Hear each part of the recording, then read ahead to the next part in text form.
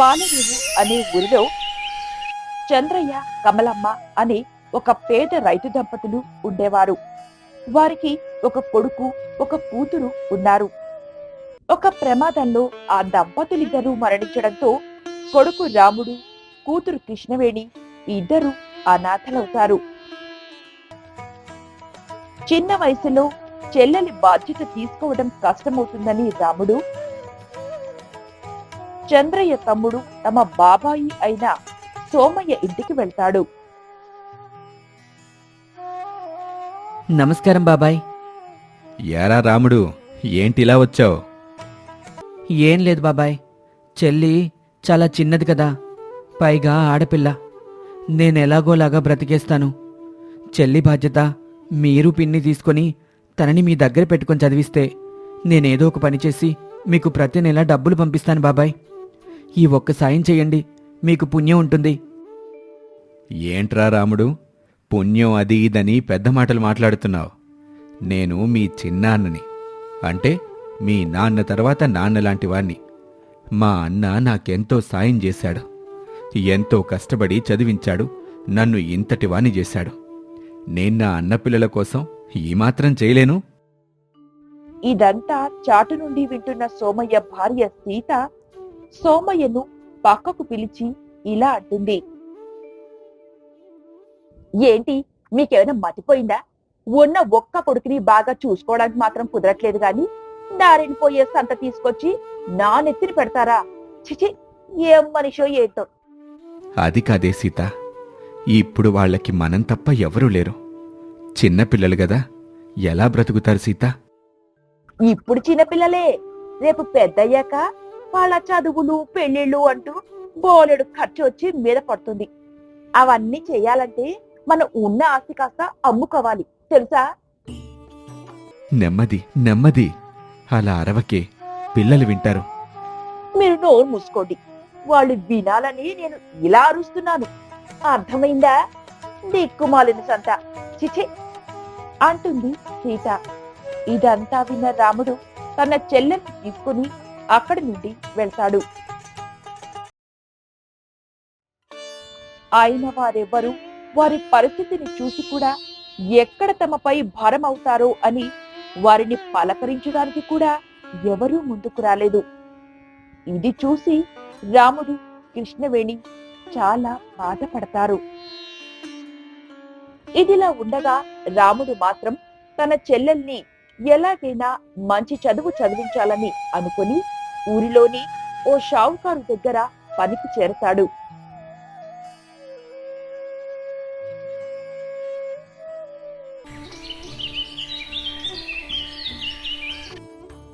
రాముడు కృష్ణవేణిని పట్నంలోని ఓ పెద్ద పాఠశాలలో చేర్పిస్తాడు. దానికి సరిపడా డబ్బును సమకూర్చడానికి రాముడు రాత్రనక పగలనక కష్టపడతాడు. కృష్ణవేణి కూడా బాగా చదువుకునేది. తనకు అదే పాఠశాలలో గాయత్రి అనే స్నేహితురాలు ఉండేది. తన కష్ట సుఖాలన్నీ గాయత్రితో పంచుకునేది కృష్ణవేణి. అయితే కృష్ణవేణి ఇతరులు ఇచ్చే బహుమతులపై చాలా ఆసక్తి చూపించేది. అదే విషయం తన అన్న రాముడికి చెప్పేది.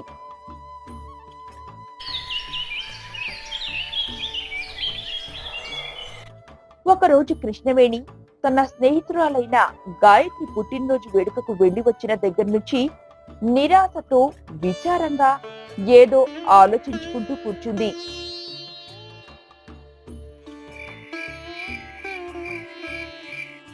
రాముడు పని పూర్తి చేసుకొని ఇంటికి వచ్చేసరికి చెల్లెలు కృష్ణవేణి విచారంగా ఉండటం చూసి ఆశ్చర్యపోతాడు.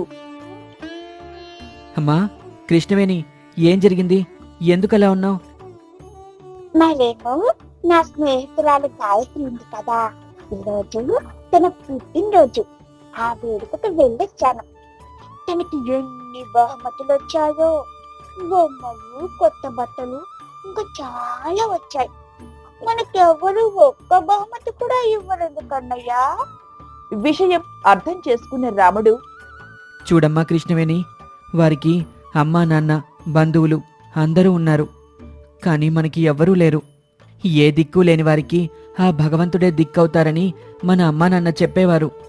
మన కష్టాన్ని చూసి ఆ భగవంతుడు ఏదో ఒక రోజు మనకి మంచి బహుమతినిస్తాడు, చూస్తూ ఉండు. హా, అన్నట్టు మీ పాఠశాలలో ఈ వారం ఏదో పాటల పోటీ ఉందన్నావు కదా, బాగా సాధన చేశావా? చేశానన్నయ్య. అంటూ ముభావంగా అక్కడి నుండి వెళుతుంది కృష్ణవేణి.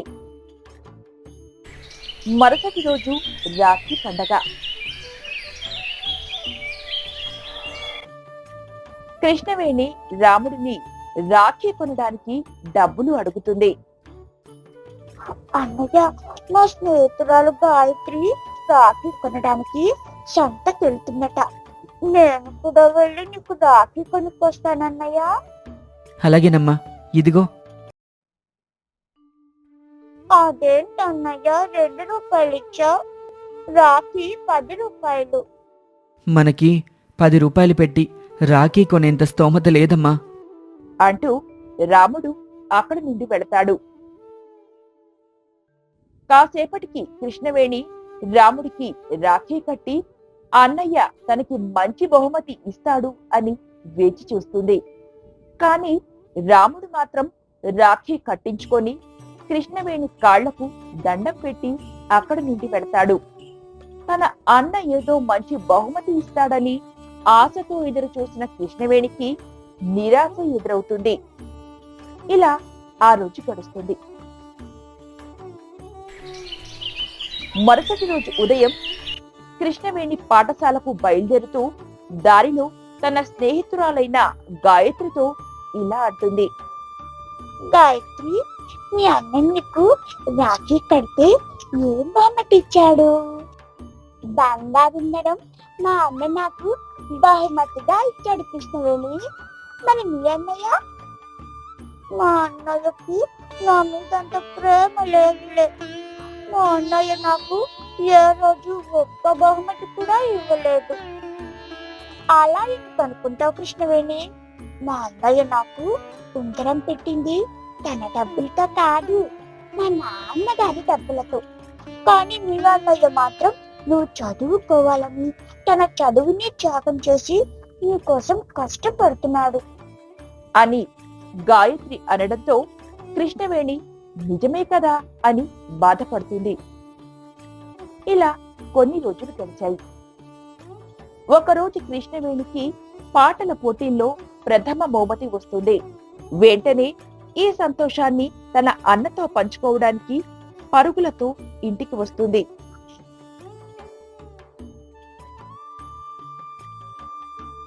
అన్నయ్య, అన్నయ్య చూడు, నాకు పాటల పోటీల్లో ప్రథమ బహుమతి వచ్చింది. పాఠశాలలో అందరూ నన్ను బాగా మెచ్చుకున్నారు. ఏంటి తల్లి, ఇంత చిన్న బహుమతికి అంత సంబరపడిపోతున్నావు? ఈ బహుమతి ఇస్తూ మాస్టారు నువ్వు పెద్దయ్యాక ఎంతో గొప్ప గాయని అవుతావని అందరి సమక్షంలో నన్ను మెచ్చుకున్నారన్నయ్య. అంటే ఈ బహుమతి నీ ప్రతిభకి గుర్తింపుగా వచ్చిందన్నమాట. అవునన్నయ్య, ఈ బహుమతిని నేను భద్రంగా దాచుకుంటాను. ఎంత పెద్దయినా నేను మర్చిపోలేనన్నయ్య. అమ్మా కృష్ణవేణి, ఇప్పటికైనా నీకు కానుకలకి బహుమతులకి తేడా తెలిసిందా? కానుకలనేవి మనకి ఇష్టమైన వారు మన మీద ప్రేమతో ఇచ్చేవి. బహుమతి మన స్వయం కృషితో మన ప్రతిభకు గుర్తింపుగా మనం సంపాదించుకునేది. రెండూ సంతోషం కలిగించేవే. అయినా మన కష్టం లేకుండా వచ్చే వాటికంటే మనం కష్టపడి సాధించుకున్న బహుమతులకే ఎక్కువ విలువ అని రాముడు అనడంతో కృష్ణవేణి అర్థం చేసుకుని ఆనందంతో రాముడిని హత్తుకుంటుంది. ఆ రోజు నుండి కృష్ణవేణి తన అన్న మాట జవదాటకుండా బాగా చదువుకొని అలాగే తన ప్రతిభతో మరిన్ని బహుమతులు సాధిస్తూ అన్న రాముడితో సంతోషంగా ఉంటుంది. ఈ కథలోని నీతి ఏమిటంటే, కష్టం లేకుండా వచ్చే కానుకల కన్నా మన ప్రతిభతో కష్టపడి సాధించే బహుమతులే చాలా విలువైనవి.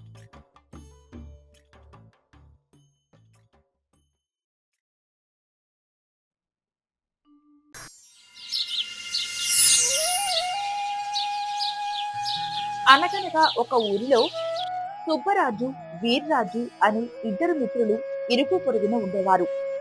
వీర్రాజు కష్టజీవి, మంచివాడు. అతను అడవిలో కట్టెలు కొట్టి వాటిని అమ్మి ఇల్లు గడిపేవాడు. సుబ్బరాజు దురాశపరుడు, ఆస్తికుడే కాని సోమరి. ప్రతిరోజు ఉదయాన్నే విఘ్నేశ్వరుడి పూజ చేసుకుని ఏ పని చేయకుండా ఆ భగవంతుడిపై భారం వేసి ఖాళీగా ఉండేవాడు. సుబ్బరాజుకు ఏ పని చేత కాదు. పైగా ప్రతిరోజు దేవుడికి పూజ చేస్తూ తాను ఉన్న ఫలంగా ధనవంతుడవ్వాలని కోరుకునేవాడు. స్వామి, ఈ లోకంలో మనుషులు చేసే ప్రతి ఒక్క పని నీవే జయిస్తావని నాకు తెలుసు. నీ ఆజ్ఞ లేందే చీమైనా కొట్టదని కూడా తెలుసు. చిన్నప్పటి నుండి నేను రోజు ఉదయాన్నే నీ పూజలు చేస్తున్నాను. ఇన్నేళ్ళైనా నా మీద నీకు దయ కలగడం లేదు. నా కష్టాలు ఎప్పుడు తీరతాయి తండ్రి?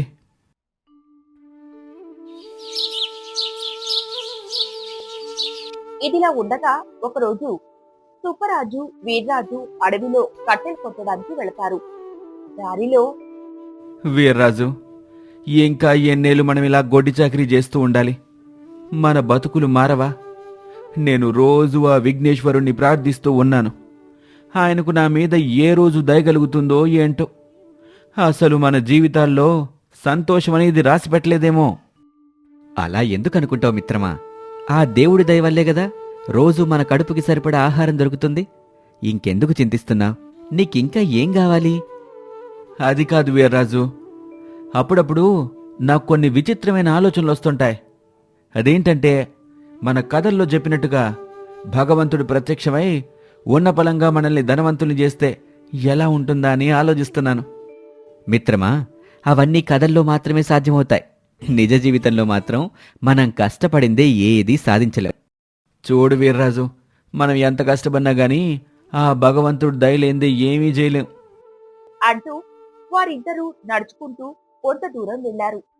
అలా కొంత దూరం వెళ్ళాక సరే మిత్రమా, నేనలా వెళ్ళి కట్టెలు కొట్టుకొస్తాను. నువ్వు విశ్రాంతి తీసుకో అంటూ వీర్రాజు కట్టెలు కొట్టడానికి అడవిలోకి వెళ్తాడు.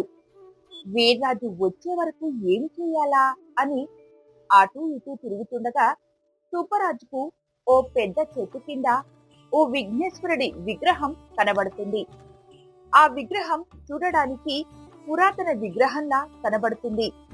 చుట్టుపక్కల ఆకులు అలమలతో దుమ్ము ధూళితో అపరిశుభ్రంగా ఉంటుంది. అది చూసిన సుబ్బరాజు వెంటనే ఆ ప్రదేశాన్ని శుభ్రం చేసి ఆ విఘ్నేశ్వరుణ్ణి ఇలా వేడుకుంటాడు. స్వామి, ఈ అడవిలో నీకెన్ని కష్టాలు వచ్చాయి తండ్రి. చూశారా, ఎవరూ పట్టించుకొని ఈ ప్రదేశంలో కూడా నీకు నేను సేవలు చేస్తున్నాను. కాని నువ్వు మాత్రం నీ భక్తుడైన నన్ను పూర్తిగా మర్చిపోయావు. నా మొర ఆలకించవు.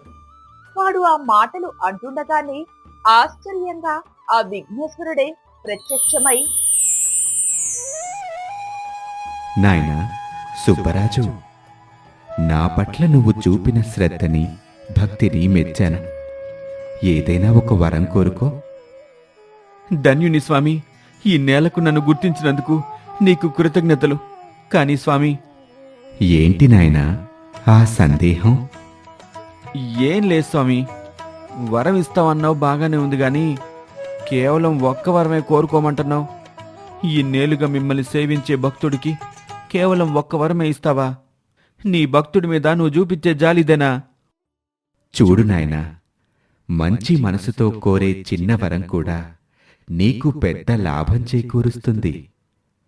అదే దురాశకు పోయి నువ్వడిగే వరాలు ఎన్నైనా అవి నీ పతనానికే దారితీస్తాయి. స్వామి, నువ్వేమైనా అనుకో, నాకు కావాల్సింది ఇస్తానంటేనే నేను వరం అడుగుతాను. సరే, కోరుకో నాయనా. నువ్వు ఉపయోగించుకునేదాన్ని బట్టి దాని ఫలం ఉంటుంది.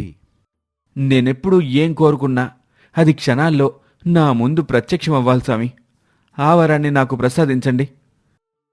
సరే నాయనా, అలాగే జరుగుతుంది. కాని నువ్వు అడిగిన దానికి రెండింతలుగా నీకు అతి సన్నిహితంగా ఉండే వ్యక్తికి దక్కుతుంది.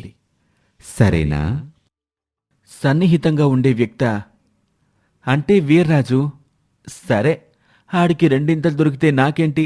నాకు కావాల్సింది నాకు దక్కుతుందిగా, అజ్జాలు. సరే స్వామి, అలాగే గానివ్వు. ముందుగా నాకు కావాల్సింది నాకు దక్కితే చాలు. తదాస్తు. అంటూ గణనాథుడు అక్కడ నుండి మాయమవుతాడు.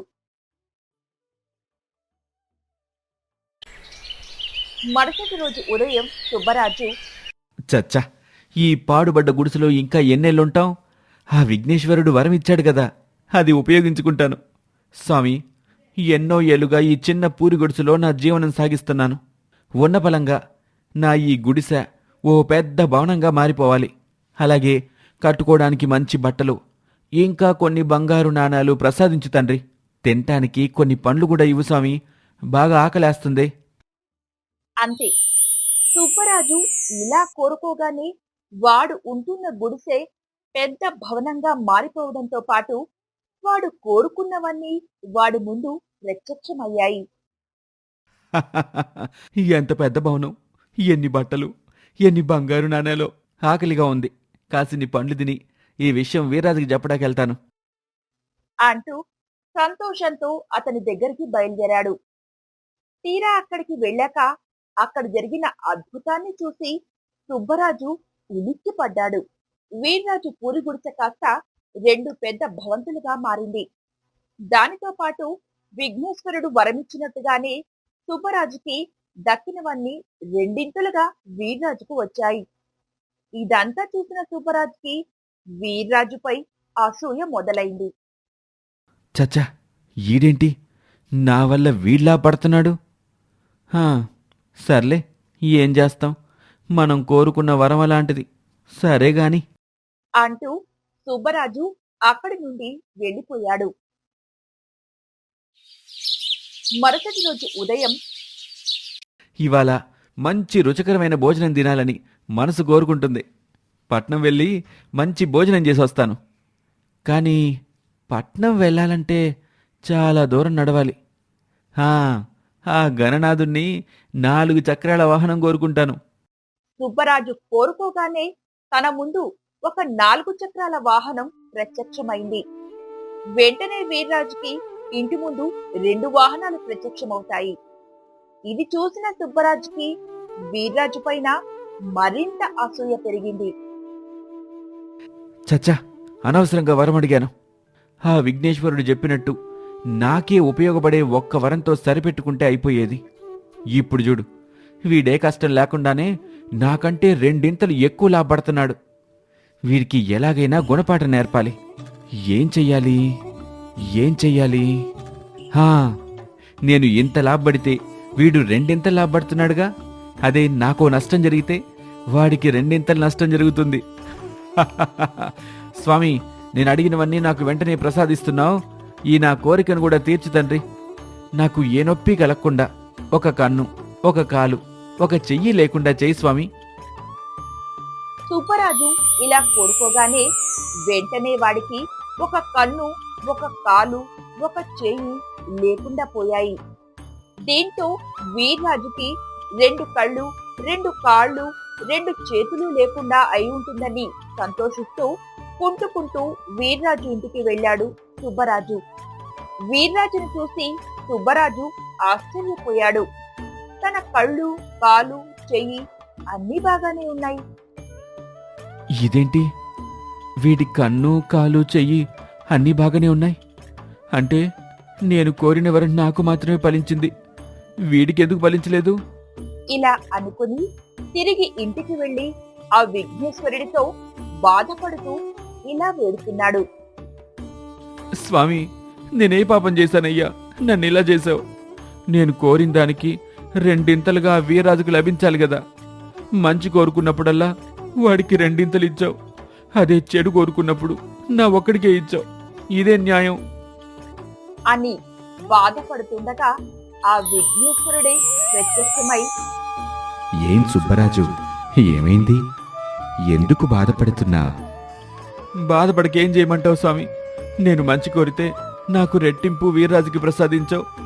అదే చెడుని మాత్రం నా ఒక్కడికే ఇచ్చావు.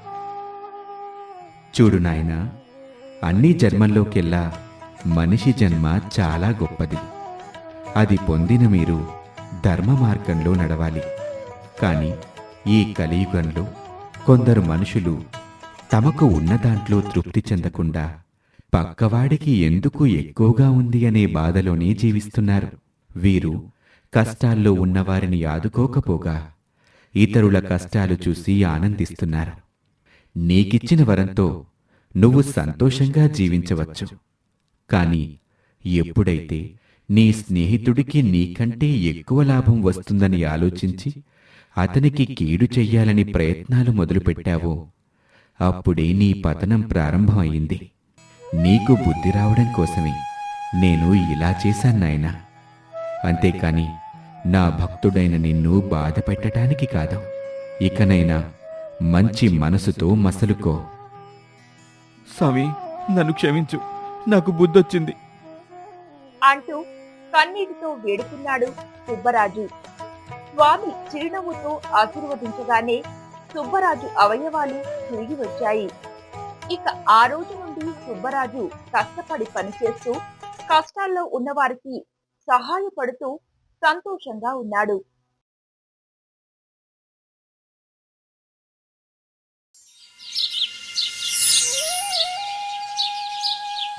అనగనగా కోటిపల్లి అనే ఊరిలో పాపయ్య అనే ఒక పండ్ల వ్యాపారి ఉండేవాడు. ఆ ఊరిలో పండ్ల దుకాణం పాపయ్య ఒక్కడిదే ఉండడం వల్ల పాపయ్య వ్యాపారం బాగా నడిచేది. అప్పుడప్పుడు వ్యాపారంలో లాభాలు తగ్గుముఖం పట్టినప్పుడల్లా పాపయ్య తన కొత్త కొత్త చిట్కాలు ఉపయోగిస్తూ తన వ్యాపారానికి ఢోకా లేకుండా చూసుకునేవాడు. పాపయ్య వ్యాపారంలో బాగా డబ్బు సంపాదించినా అందులో రూపాయి కూడా ఖర్చు పెట్టేవాడు కాదు. ఇంట బయట పిసినారితనం చూపించేవాడు. పాపయ్య భార్య సంగీత ఉట్టి అమాయకురాలు. ఎవరు ఏది చెప్తే అది ఇట్టే నమ్మేది. పాపయ్య తన తమ్ముడు వీరయ్యని తన దగ్గర పనిలో పెట్టుకొని నానా చాకిరీ చేయించేవాడు. వీరయ్య కూడా అన్న మాట జవదాటకుండా చెప్పిన మాట వింటూ పాపయ్యకు చేదోడు వాదోడుగా ఉండేవాడు.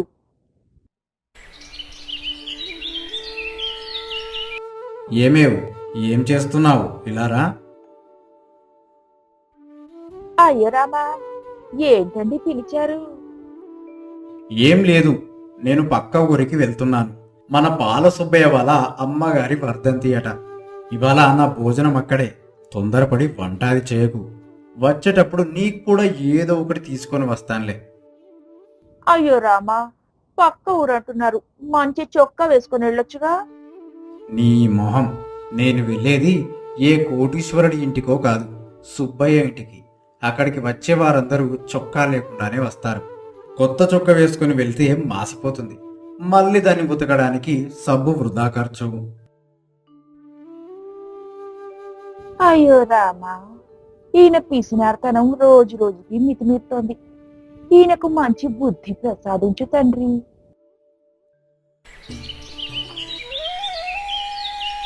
పాపయ్య సుబ్బయ్య ఇంటికి వెళ్లే దారిలో తన తమ్ముడు వీరయ్యతో ఇలా అంటాడు. ఒరే వీరయ్య, ఈ జనాలకు బొత్తిగా పొదుపు చేయడం తెలియదు. పైగా పొదుపు చేసే వాళ్ళని చూసి పిసినారి అని పేరు పెడతారు. ఏం జనాలో ఏంటో. ఒకరోజు చౌకగా వస్తున్నాయని ఒక ట్రాక్టర్ నిండుగా అరటి గెలల్ని ఒక్కసారిగా కొనేశాడు పాపయ్య. అది చూసిన పాపయ్య తమ్ముడు వీరయ్య, అన్నయ్య, ఏంటిది? ఒక్కసారిగా ఇంత మొత్తంలో అరటిగెలు కొనేశావు? ఈ నెలలో మంచి ముహూర్తాలు లేవు, పండుగలు కూడా లేవు. అమ్మకంలో ఆలస్యమైతే నిలవ వల్ల కుళ్ళిపోయే ప్రమాదం ఉంది. ఇలా అయితే నష్టాల్లో కూరుకుపోతామేమో, ఆలోచించండి. ఒరే వీరయ్య, నువ్వు మనిషి పెరిగావు కానీ నీ ఆలోచన మాత్రం చాలా చిన్నది. అందుకే ఇంకా నీ సొంత వ్యాపారం మొదలు పెట్టగా నా దగ్గర చాకిరీ చేస్తున్నావు. తెలివి ఇంకా ఆలోచన ఉండాలి కానీ ఒక్క రోజులో ఈ అరటిగెలలు అన్నీ అమ్మేయగలను తెలుసా? అందుకు ఒక మంచి చిట్కా కూడా ఆలోచించి ఉంచుకున్నాను. ఇలా పాపయ్య వీరయ్యతో చెబుతుండగా అదే ఊరికి చెందిన కమల అనే ఒక ఇల్లాలు అక్కడికి వచ్చింది. బాగున్నారా అన్నయ్య గారు? బాగున్నానమ్మా. ఇంట్లో అందరు కుశలమేనా? అందరూ కులాసానే. మీ తమ్ముడు గారే ఒంట్లో నలతగా ఉందని పడుకున్నారు. ఒరే వీరయ్య, ఈ పండ్లు ఎలా అమ్ముతావు అని అడిగావు కదా, ఇప్పుడు నన్ను చూసి నేర్చుకో. హాహాహా. అవునా, ఇంతకు ఈ విషయం తెలుసా? ఏ విషయం అన్నయ్య గారు? అదే, రానున్నవి మంచి రోజులు కావట. ఇంటి యజమానికి ఏదో దోషం ఉందట. ప్రతి ఇల్లాలు ఆ అమ్మవారికి పూజ చేసి 100 అరటి పండ్లు 10 మంది ముత్తైదువులకు వాయనం ఇవ్వాలట. ఇలా చేస్తే వారి భర్త ఆరోగ్యం మెరుగుపడుతుందట, లేదా మరిన్ని కొత్త ఆరోగ్య సమస్యలు వచ్చే అవకాశం ఉందట. అవునా అన్నయ్య గారు, ఇది నిజమేనా? మీకెవరు చెప్పారు? నిజమేనమ్మా, పొరుగూరి జ్యోతిష్యుడు చెప్పాడు. వాళ్ళ ఊరి వారందరూ ఈ పూజ కోసం నా దగ్గరే పండ్లు కొనుక్కు వెళ్ళారు. వారు ఈ పూజ చేసి వాయనాలు ఇచ్చి అందరూ సుఖంగా ఉన్నారట. ఇంతవరకు నీ చెవిన పడలేదా అమ్మా? లేదన్నయ్యా, నాకెవరూ చెప్పలేదు. మీరు చెప్తేనే వింటున్నాను. నేనేమైనా నా పండ్లు అమ్ముడుపోవడానికి అబద్ధం చెప్తున్నానా చెప్పు? నీవు నా తోడ పుట్టకపోయినా నా చెల్లెల్లాంటి దానివి. అందుకే నీ మంచి కోరి చెప్తున్నా. వెంటనే ఈ పూజ చేసి పండ్లు వాయనమివ్వు. అలాగే అన్నయ్యా. అలాగే నీకు తెలిసిన వారందరికీ ఈ పూజ గురించి చెప్పు. మనం బాగుంటేనే ఊరు బాగుంటుంది. సరే అన్నయ్య, అలాగే చెప్తాను అంటూ కమల పండ్లు తీసుకొని అక్కడి నుంచి వెళ్ళింది. వీరయ్యకు సందేహం మొదలైంది. పాపయ్యతో ఇలా అడిగాడు. ఈ పూజ గురించి పొరుగురు జ్యోతిష్యుడు ఎవరు చెప్పారన్నయ్యా? నాకు తెలిసి పొరుగురులో జ్యోతిష్యుడనేవాడు ఎవరూ లేరు కదా. ఓరి వెర్రి వెంగలప్ప, అదేరా నా చిట్కా అంటే. మనుషులు మూఢనమ్మకాలకి బానిసలు. వెనక ముందు ఆలోచించేంత బుర్ర ఉండదు వీరికి. నేను వేసిన ఎత్తుతో అందరూ చిత్తు కావలసిందే. చూడు, ఇక పెరుగుతుంది పండ్ల అమ్మకాల జోరు. హాహాహాహా. అయినా అన్నయ్య, మూఢనమ్మకాల్ని ప్రోత్సహించడం తప్పు కదా. ఒరేయ్, అలా అంటే పెద్ద పెద్ద ప్రముఖులు, ప్రభుత్వాధికారులు అందరూ ఎన్ని అబద్ధాలు చెప్పినా, ఎన్ని మూఢ విశ్వాసాలను ప్రోత్సహించినా ఈ ప్రజలు వింటున్నారుగా. వారితో పోలిస్తే నేను చేసేది చాలా చిన్నది. అందరికీ ఇది మూఢనమ్మకం అయితే నాకు మాత్రం ఇది వ్యాపార రహస్యం. అర్థమైందా? అంటూ పాపయ్య గర్వంగా చెబుతూ తనని తాను సమర్థించుకున్నాడు. ఇదిలా ఉండగా పాపయ్య అనుకున్నట్టే కమల ద్వారా ఈ పూజా విషయం ఊరంతా పాకింది.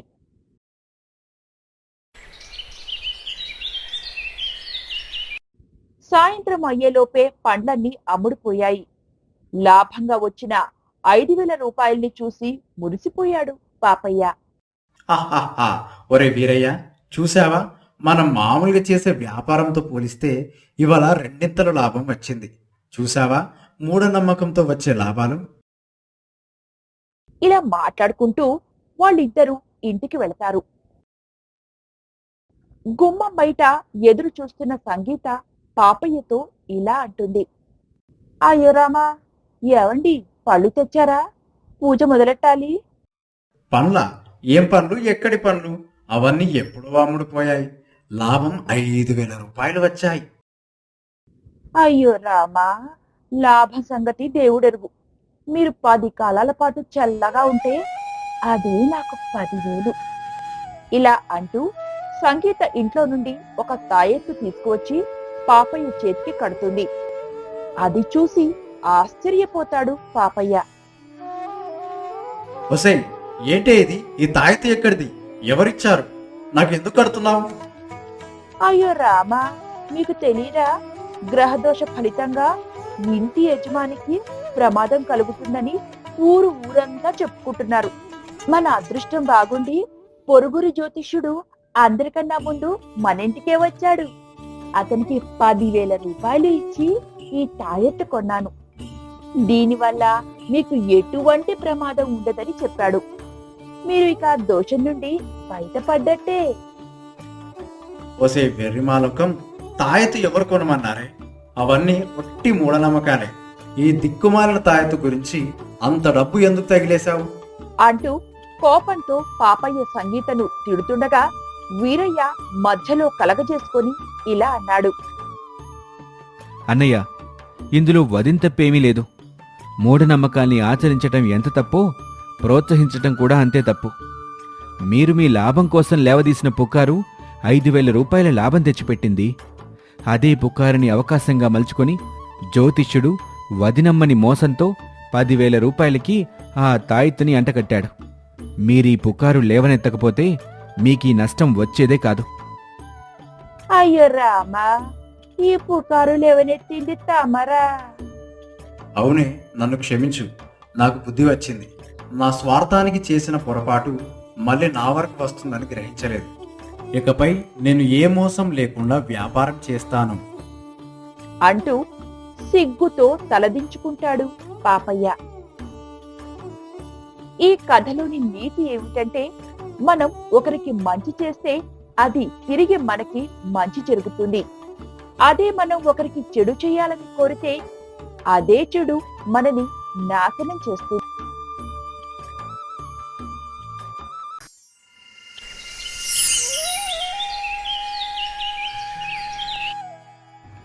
కోనపురం అనే గ్రామంలో రమణయ్య అనే రైతు ఉండేవాడు. ఆయనకి తాతల కాలం నుండి సంక్రమించిన పొలం ఉంది. కొడుకు ధర్మయ్య ఆయనకు వ్యవసాయ పనుల్లో సహాయపడుతూ ఉండేవాడు. భార్య సులోచన ఇంటి పనులు అన్నీ తానే చూసుకుంటూ భర్త అడుగుజాడల్లో నడిచేది. ఆ గ్రామంలో రమణయ్య కన్నా ఆస్తిపరులు చాలామంది ఉన్నారు. ఆయన మంచితనం, పరోపకార బుద్ధి కారణంగా రమణయ్యను గ్రామంలో అందరూ చాలా గౌరవించి ఆయన సలహాల కోసం వస్తూ ఉండేవారు.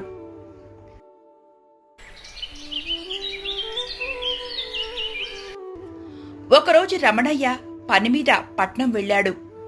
సాయంకాలంలోపు పని పూర్తి చేసుకొని తిరిగి ఇంటికి బయలుదేరడానికి కొమరయ్య అనే ఎడ్లబండివాడి దగ్గరకు వెళ్ళి, బాబూ, కోనాపురం వస్తావా?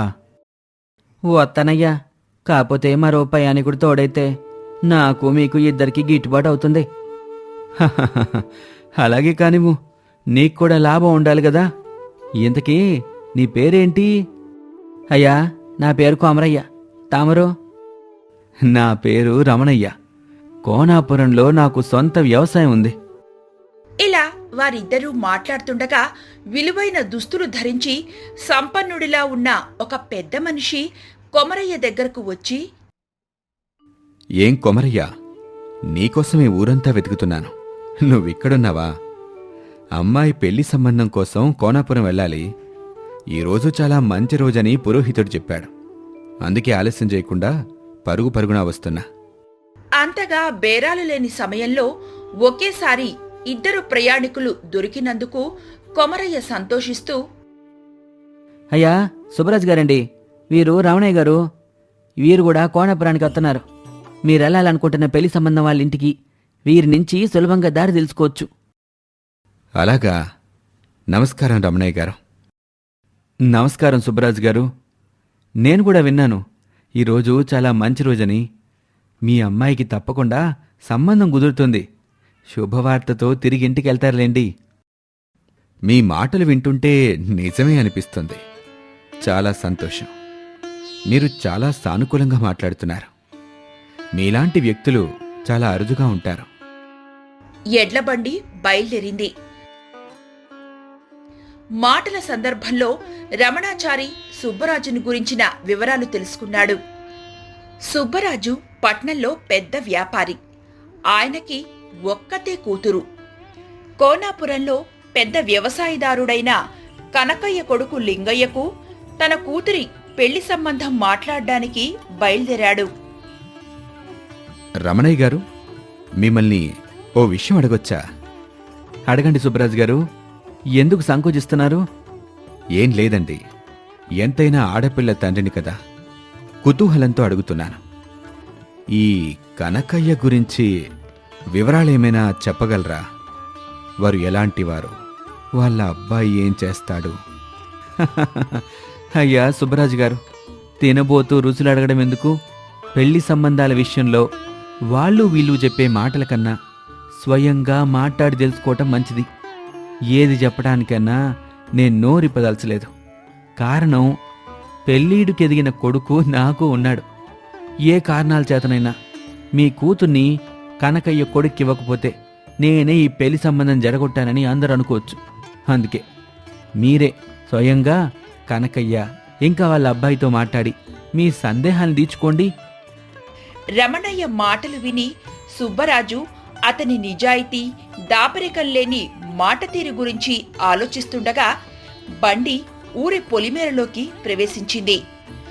ఆ సమయంలో ఒక యువకుడు మద్యం మత్తులో తూలుతూ కింద పడిపోవడం సుబ్బరాజు చూసి రమణయ్యతో ఇలా అంటాడు.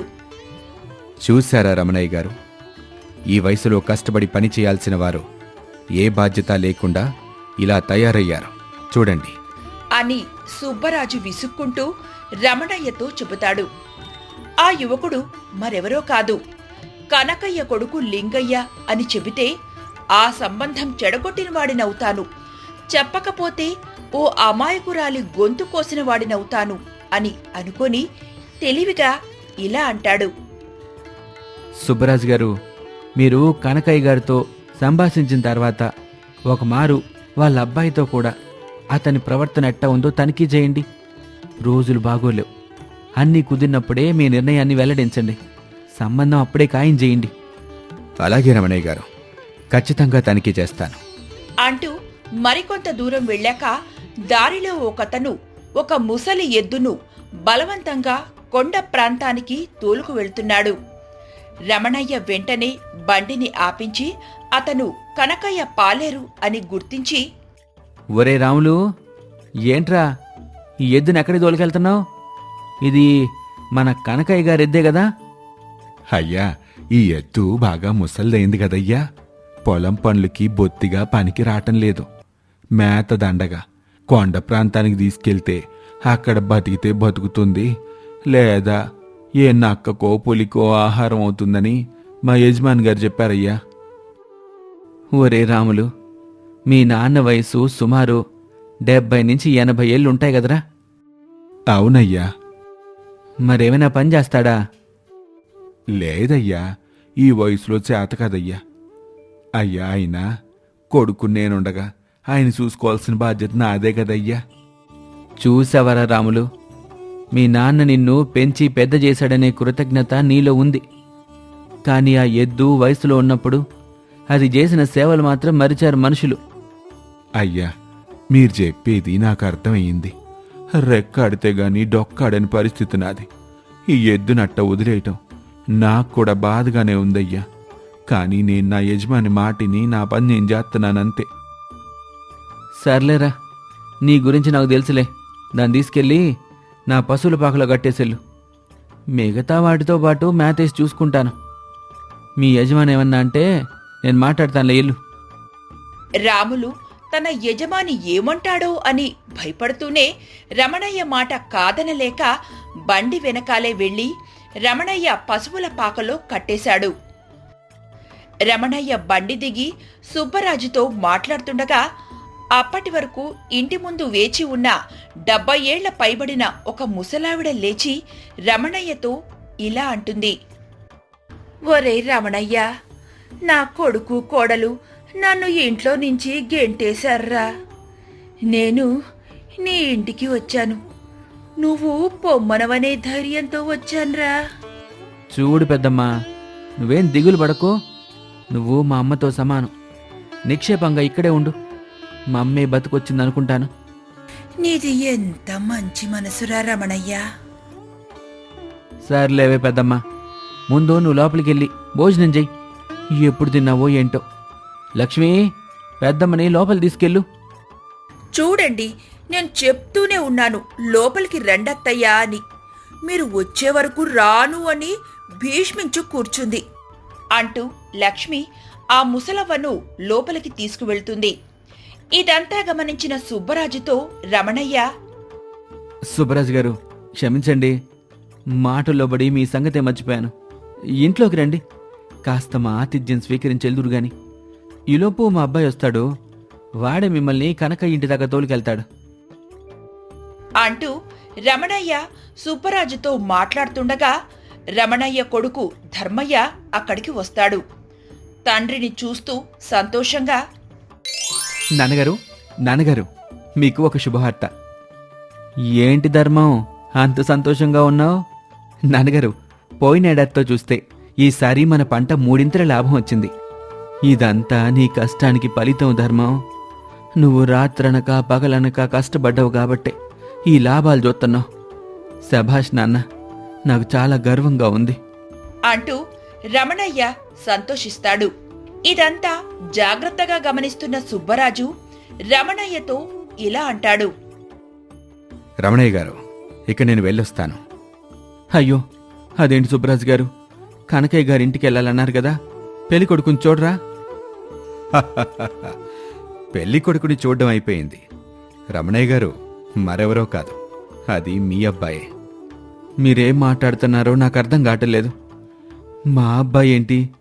మీరు చూడాల్సింది కనకయ్య గారి అబ్బాయి లింగయ్యను కదా. నేనెక్కడికి వెళ్ళదలుచుకోలేదు.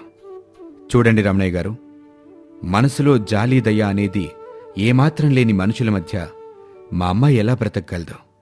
ముసలితనం వచ్చాక అది ఎద్దైనా మనిషైనా కొందరి దృష్టిలో ఒక శాపం. ఆస్తిపాస్తుల్లో మీరు నాతో సరితూగలేకపోయినా మీ కుటుంబం యొక్క మంచితనం, నిజాయితీ మరియు కష్టపడే తత్వం నాకు బాగా నచ్చాయి.